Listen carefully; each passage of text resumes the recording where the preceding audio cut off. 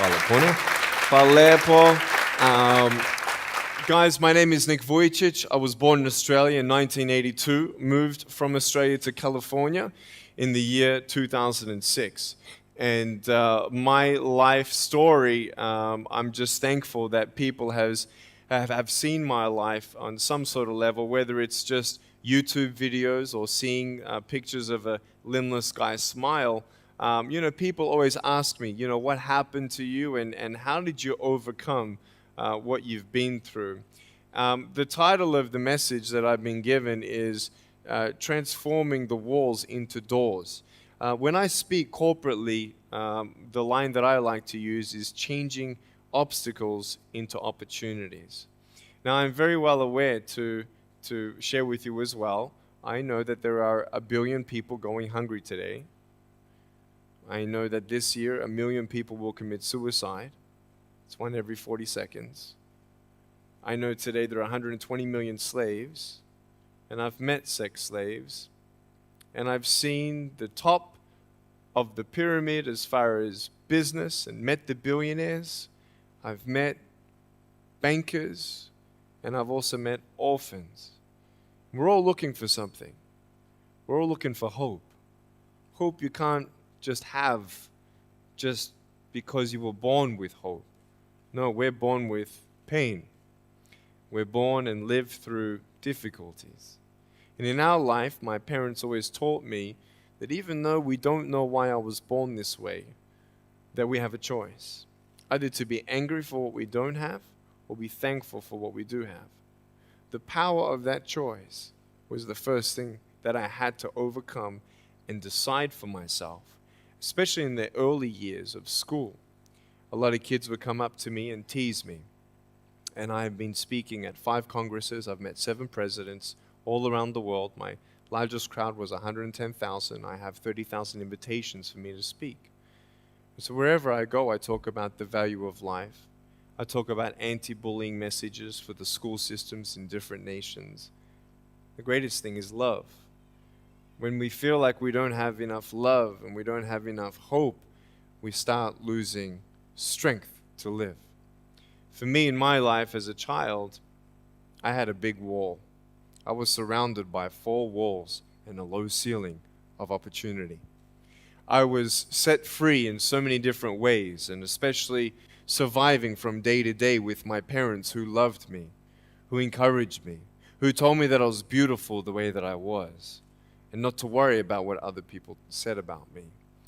I was actually the first special needs child to be integrated into the mainstream education system in Australia, and I was awarded Young Citizen of the Year in 1990. And the world is a hurting place, and the world needs hope, and the world needs love. Without hope, we feel like, why are we here? Well, brokenness. Here's mine. Today, I still have no arms, no legs. But everything's changed. Everything. For me, I was looking for hope and happiness, and I couldn't see it for many years. In fact, if this side of the table represents my hope, truth encourages me to become all that I can be. But then we have lies every day coming in our mind, people who discourage us. You know the people that you have in your life who, no matter how good of a day you're having, they'll bring you down. Or no matter how bad of a day you're having, they'll bring you even lower. You know what I'm talking about? Think of the 3 biggest discouragers in your life. They're not your biggest discouragers. You are. You are. It only takes 3 seconds for me to tell you something discouraging. But then you may never forget my words.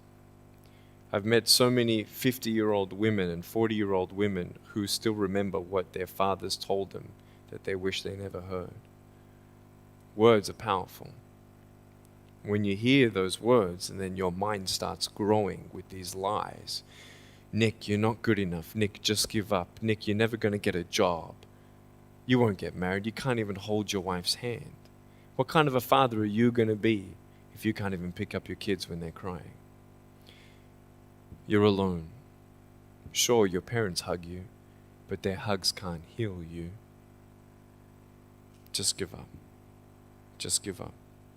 Just give up. Just give up. Just give up. At age 8, I thought that I should commit suicide. Why? Because I didn't have hope. I thought I didn't have hope. Today you can see that I had hope. What's the word? Believing in something you do not see. Faith. Words can only do so much. Hugs can do much more than words. But when hugs can't do anything, that's where faith kicks in. For me, words and hugs were not enough, but I had no faith. So I tried to give up. At age 10, tried to drown myself in 6 inches or 15 centimeters of water. In my home, I told my dad I just wanted to relax. But really, I wanted to end my life. I had enough. Dosta mi a bio. Okay?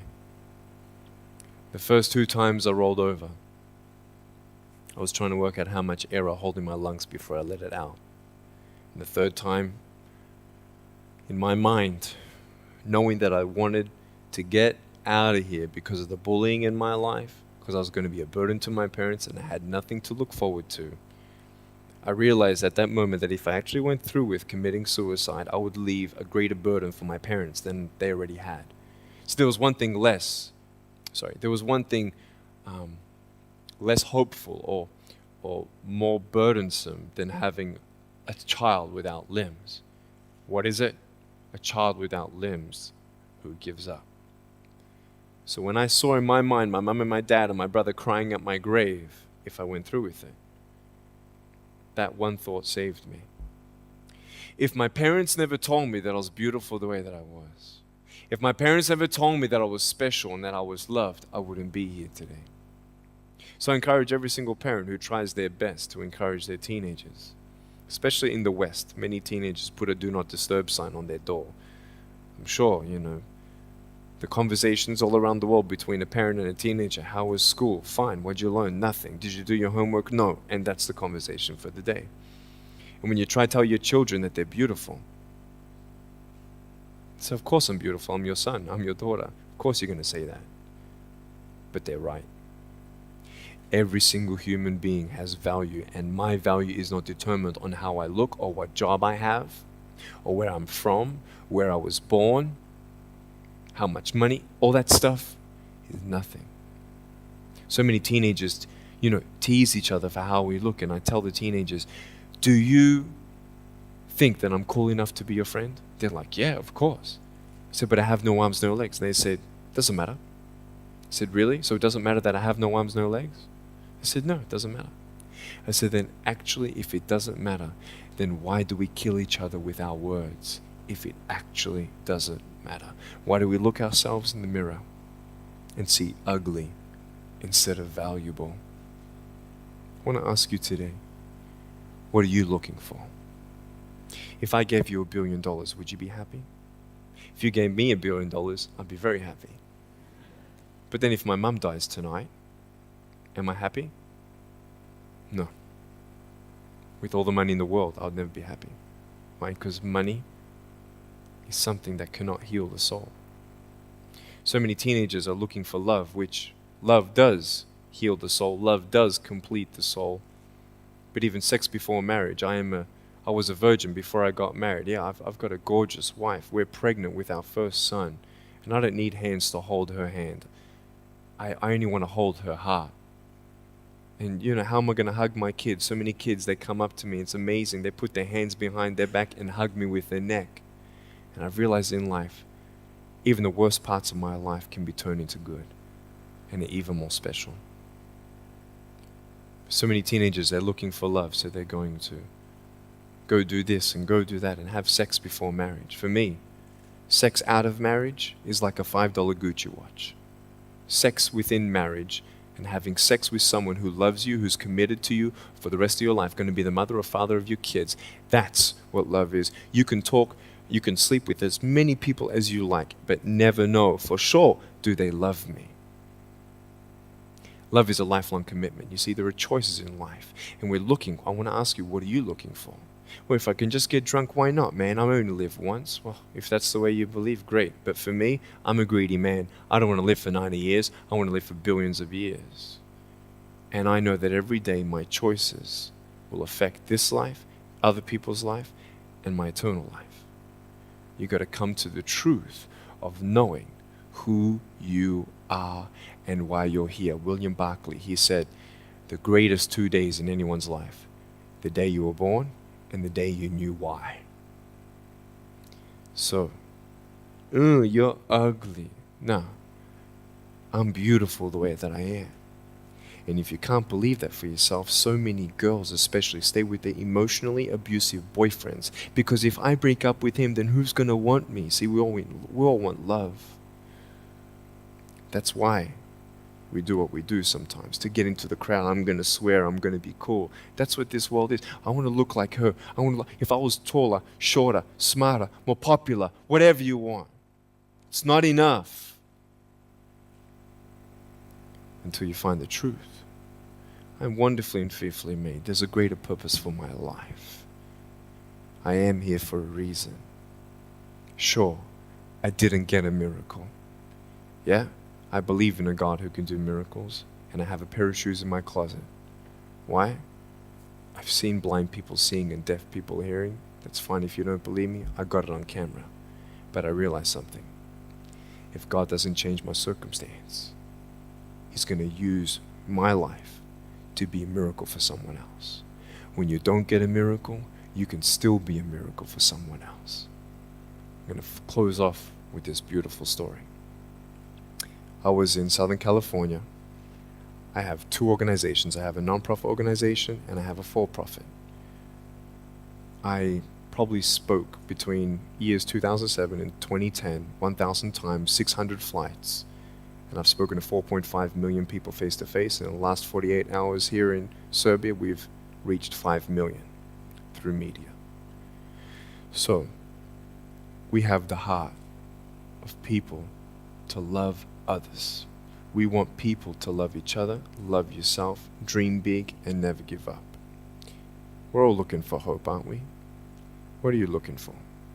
Money, drugs, sex, alcohol, pornography, fame, fortune never satisfies. It's never enough. But I've come to a peace. So check this out. When I'm 24 years old, 5-6 years ago, I was in California. And I never met anybody else like me. When I was 10 years old, I wish I would have met somebody like me. Never did. Didn't get that miracle. But at 24, in California, I saw a little boy with no arms and no legs, 19 months old, just like me. I knew he was going to be bullied. I knew he was going to go through depression. I knew he would feel alone. I knew that he would get worried if he's ever going to have a girlfriend, and so on and so on. I got the father to bring him up on stage in front of 2,000 people. And everyone was crying. And it was a materialization of when you don't get a miracle, you can be a miracle for someone else. I am not a superhero. I go through ups and downs. So do you. But take one day at a time. And if you haven't found that peace of knowing who you are and why you're here, and where you're going when you're not here, for me, I want you to know that's how I've overcome. I don't have any walls. My book's called Life Without Limits. And what will be, will be. I've acted in a short film, 30 awards. I got Best Actor in a Short Film. I've done my own music video. I've written 2 books. First book, 30 languages, 800,000 copies. I'm 29, and we know 1 billion people know who I am. Not to bring up my pride or my name or my status, trust me, I'm just like you. But I hope you are inspired to know that if I can dream big, then so can you. There are no walls. Find your peace, and you'll make your walls doors. Thank you so much.